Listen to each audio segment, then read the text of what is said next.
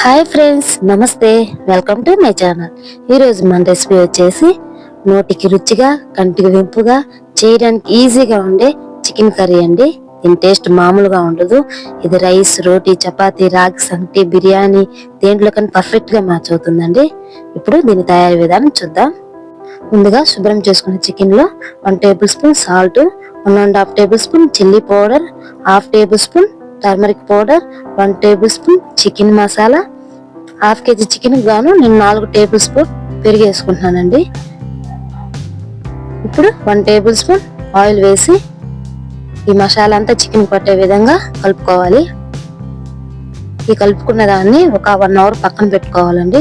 అప్పుడు ఈ మసాలాలు చికెన్ పట్టి గ్రేవీ చాలా టేస్టీగా ఉంటుంది. ఇప్పుడు దీన్ని మనం పక్కన పెట్టేసుకుందాం.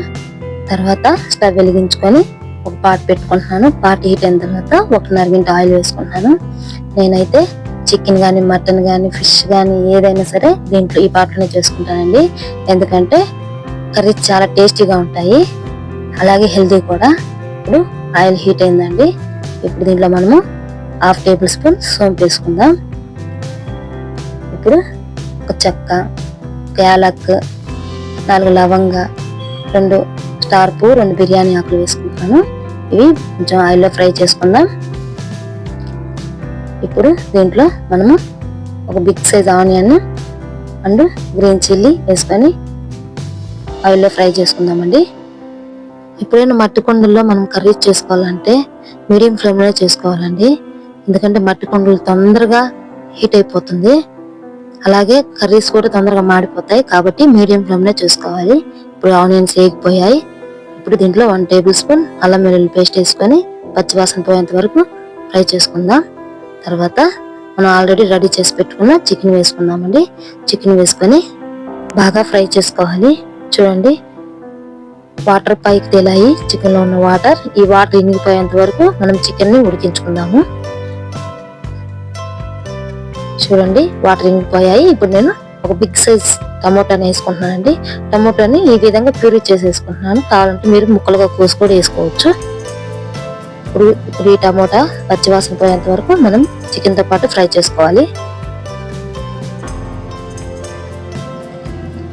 నేను ఇంకా ఏమి కారం, ఉప్పు యాడ్ చేయలేదండి, ఎందుకంటే నేను కరెక్ట్ చేసుకుంటున్నాను. మీరు స్పైసీ కావాలంటే ఒక 1/2 టేబుల్ స్పూన్ కారం వేసుకోవచ్చు. నాకైతే కరెక్ట్ గా సరిపోతుంది. ఇప్పుడు దీనిపైన మూత పెట్టి 2 నిమిషాలు ఉడికించుకోవాలండి. చూడండి, ఇప్పుడు నేను కొంచెం కొత్తిమీర వేసుకుంటున్నాను. నేనంతా ఒక ప్రాసెస్ ప్రకారం చేస్తున్నానండి. ఇలా చేసుకోవడం వల్ల చికెన్ బాగా టేస్టీగా వస్తుంది. ఇప్పుడు దీంట్లో నేను 2 టేబుల్ స్పూన్ పచ్చి కొబ్బరి వేసుకుంటున్నాను. పచ్చి కొబ్బరి వేసుకోవడం వల్ల ఈ చికెన్ చాలా టేస్టీగా ఉంటుందండి. ఒకసారి మీరు ట్రై చేయండి.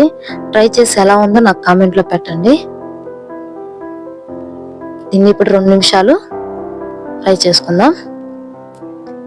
ఫ్రై చేసుకొని నేను ఇప్పుడు గ్రేవీ కోసం కొంచెం వాటర్ వేసుకుంటున్నాను. ఇప్పుడు మూత పెట్టుకొని ఒక 5 నిమిషాలు ఉడికించుకుందామండి.